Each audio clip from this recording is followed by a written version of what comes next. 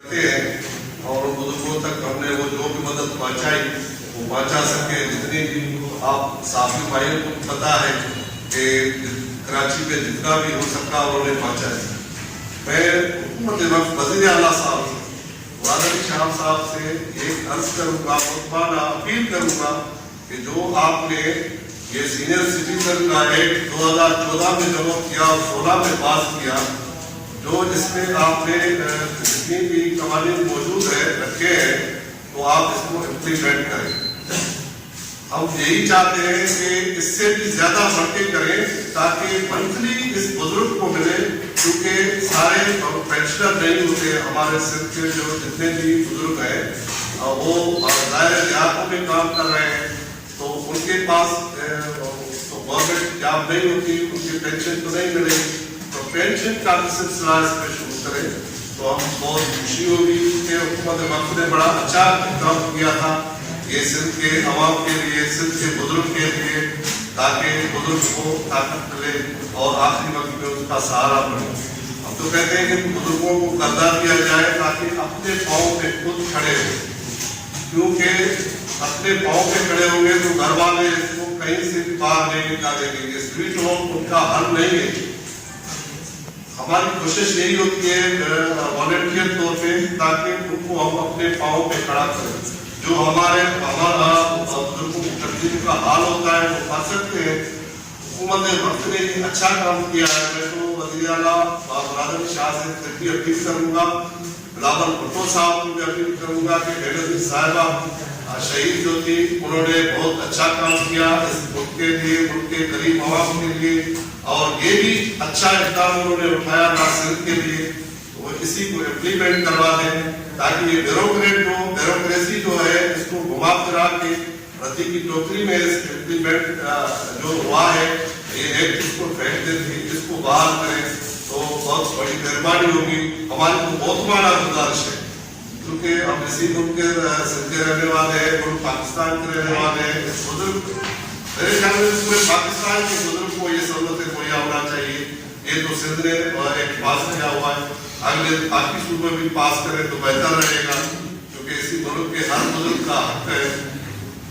اپنی تو یہی کوشش ہے کہ آپ لوگ ان کو اوپر تک پہنچا دیں. جو قدم اچھا اٹھایا ہے وزیر اعلیٰ صاحب نے پہلے ہی, حکومت پاکستان پیپلز پارٹی نے بڑا اچھا قدم پہلے بھی اٹھائے ہوئے ہیں, اب بھی اٹھائے تو بہتر رہے گا ہمارے لیے. ہماری جو یہ ریکویسٹ ہے آج کی پریس کانفرنس اسی لیے کی ہوئی ہے کہ اس کو امپلیمنٹ کا کیا جائے.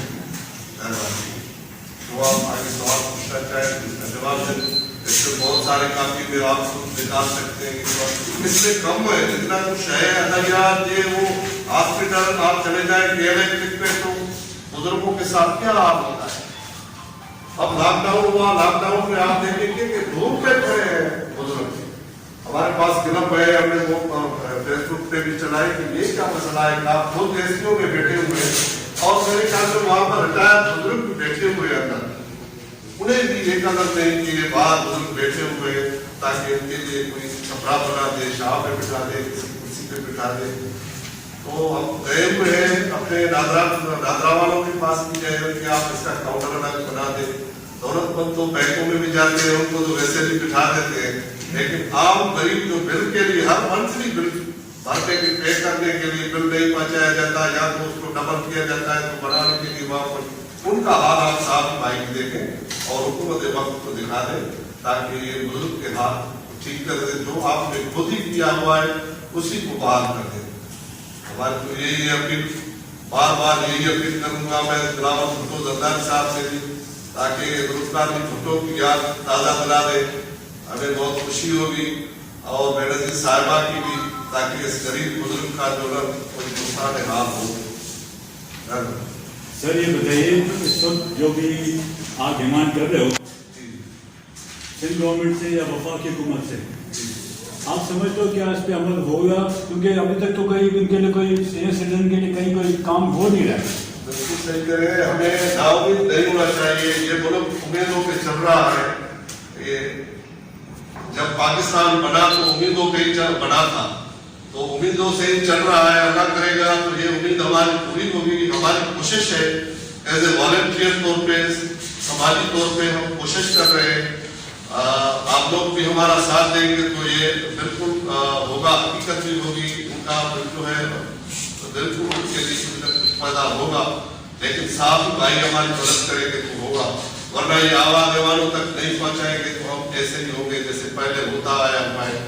बिल्कुल आपकी बात दुरुस्त है, आप सही कर रहे हैं कि आज तक कोई नहीं हुआ, लेकिन हम उम्मीद का दामन नहीं छोड़ते।